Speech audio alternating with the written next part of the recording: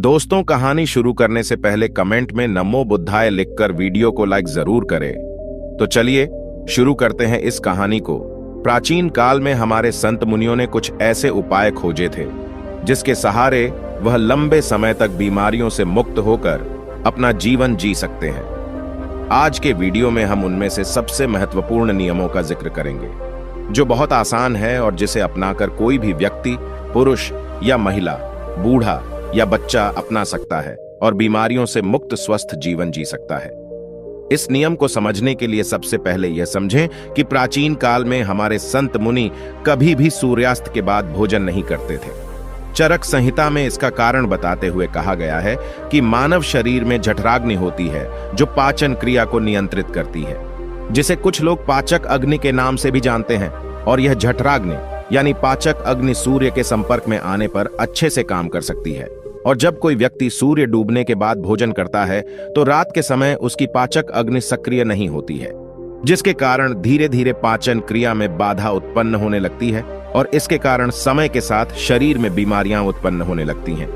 यहीं से सभी रोगों की जड़ का जन्म होता है। अगर इस जड़ को यहीं खत्म कर दिया जाए, मिटा दिया जाए, तो शरीर जीवन भर रोगों से मुक्त रह सकता है। अब समझने वाली बात यह है कि जब हमारी जठराग्नि यानी पाचन अग्नि ठीक से काम नहीं करती है तो हमारी प्राण शक्ति को काम करना पड़ता है और हमारी प्राण शक्ति एक समय में एक ही काम अच्छे तरीके से कर पाती है।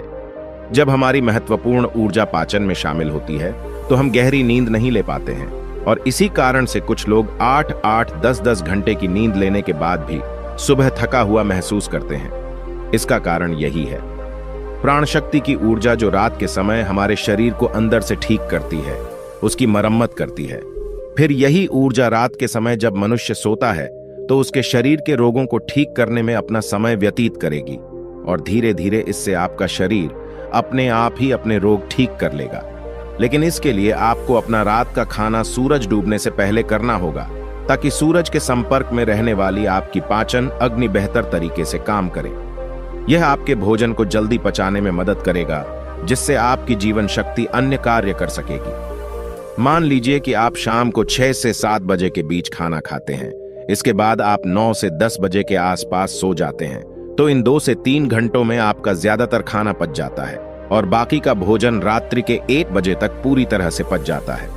और उसके बाद आपकी जीवन शक्ति आपके शरीर की मरम्मत करने लगती है, आपके शरीर की बीमारियों को ठीक करने में लग जाती है और यही वह समय होता है जब आपका शरीर खुद को डिटॉक्स करना शुरू कर देता है। इसी प्रक्रिया को अर्ध उपवास कहा जाता है, जिसकी पूरी अवधि 16 घंटे की होती है। लेकिन जो लोग दिन में 16 घंटे उपवास करने में सक्षम नहीं है, वो 12 घंटे से शुरुआत कर सकते हैं।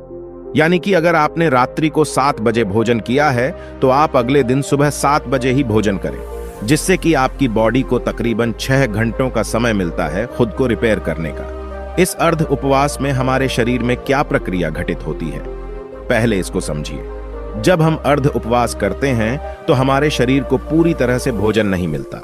इसीलिए शरीर अपनी जरूरतों को पूरा करने के लिए अपनी कोशिकाओं में जो बैक्टीरिया होते हैं उनको ही खाना शुरू कर देता है और इसी वजह से हमारी कोशिकाओं का अपने आप शुद्धिकरण होने लगता है। वैज्ञानिक भाषा में इसे ऑटोफेजी कहा जाता है, जिसका मतलब होता है बॉडी को सेल्यूलर लेवल पर डिटॉक्स करना। सिर्फ 21 दिन के लिए जो मनुष्य इस प्रक्रिया को अपना लेता है उसकी त्वचा में निखार आने लगता है, उसके बाल गिरने कम हो जाते हैं, सुबह अच्छी ताजगी होती है, रात को नींद गहरी आती है और मानसिक तनाव बिल्कुल मिट जाता है। कुछ लोगों को लगता है कि अर्ध उपवास करने से उनका शरीर कमजोर हो जाएगा, लेकिन अर्ध उपवास करने से शरीर का फैट कम होता है, मसल्स लॉस नहीं होता और मसल्स लॉस नहीं होता, इसीलिए शरीर की क्षमता अपने आप बनी रहती है। अब तक आप ये समझ चुके हैं कि आपकी प्राण शक्ति आपकी बीमारियों को दूर करने के लिए किस प्रकार कार्य करती है, किस समय आपको भोजन करना चाहिए ताकि आपकी प्राण शक्ति पूरी ऊर्जा के साथ काम कर सके। ये हम समझ चुके हैं, लेकिन इसके बाद जो समझने वाली बात है वो ये है कि आज के समय में काम करते करते आदमी अपनी दैनिक दिनचर्या बिल्कुल छोड़ देता है। वो किस प्रकार सही समय पर भोजन करें, अगर वो रात के समय काम करता है तो वो किस प्रकार भूखा रहे, क्योंकि उसे तो आदत हो चुकी है रात के समय देर से खाना खाने की।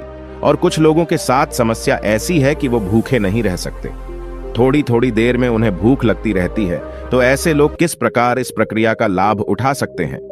देखिए, अगर आप 16 घंटे का उपवास कर रहे हैं तो उसके लिए आपको बीच बीच में कुछ लिक्विड चाहिए, जिससे आपकी बॉडी भी हाइड्रेटेड रह पाए और आपके शरीर को डिटॉक्स करने की प्रक्रिया भी तेज हो जाए। शुरुआत में अगर आप अपना रात्रि का भोजन 7 बजे कर लेते हैं तो आपको 10 बजे तक भूख लगेगी ही लगेगी।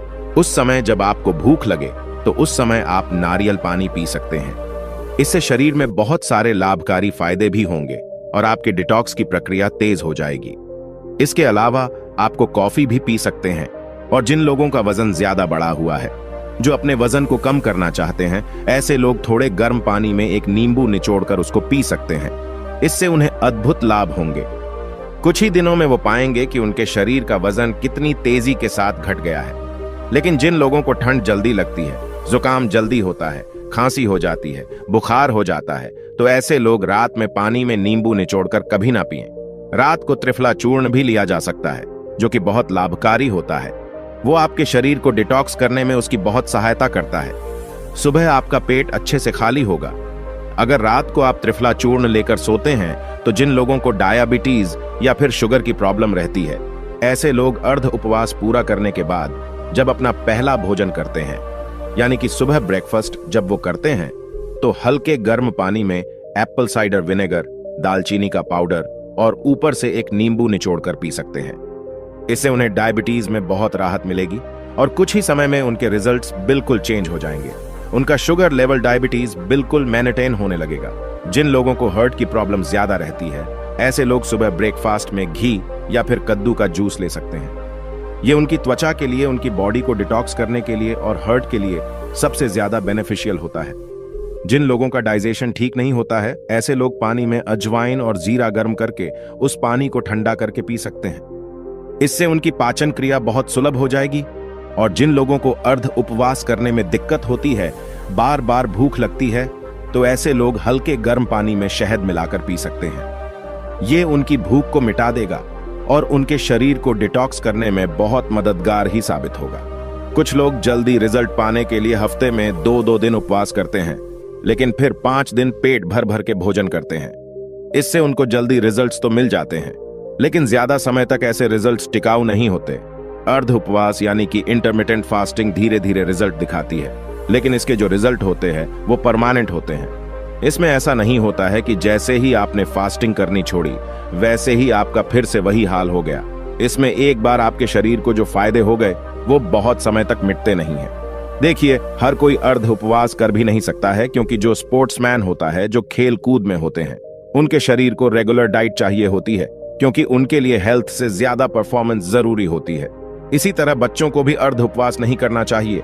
और जो लोग मधुमेह के पेशेंट हैं, जिनका शुगर लेवल गड़बड़ रहता है, ऐसे लोगों को अगर अर्ध उपवास करना है तो समय समय पर अपना sugar level, blood sugar level check करवाते रहिए। जो लोग अर्ध उपवास का सही तरीके से पालन करते हैं, उनके शरीर की 80% बीमारियां खुद ही ठीक हो जाती हैं। और जिन लोगों को कोई बीमारी नहीं होती, ऐसे लोग अर्ध उपवास करके अपनी बॉडी को डिटॉक्स कर सकते हैं, जिससे कि भविष्य में उनको कोई बीमारी नहीं होगी। यही हमारे संत मुनियों का जीवन भर स्वस्थ रहने के लिए अचूक मंत्र था, जिसका आयुर्वेद, चरक संहिता हर जगह उल्लेख मिलता है। चरक संहिता में अर्ध उपवास के साथ एक और नियम जोड़ा गया था, लेकिन वो आज के समय में संभव नहीं है। लेकिन फिर भी मैं आप लोगों के सामने उसका उल्लेख करना चाहता हूं। शायद कुछ लोग उसका पालन कर पाए, और अगर आप पालन कर पाते हैं या नहीं भी कर पाते हैं तो कमेंट सेक्शन में जरूर बताना। देखिए, पुराने समय में जो खाना पकता था वो मिट्टी के बर्तनों में पकता था, और यह बहुत जरूरी होता था कि उस खाने को पकाने के लिए उसमें वायु का स्पर्श हो, उसमें प्रकाश का भी स्पर्श हो, उसमें अग्नि का स्पर्श हो और उसमें मिट्टी का भी स्पर्श हो। उस समय मिट्टी का ही बर्तन होता था।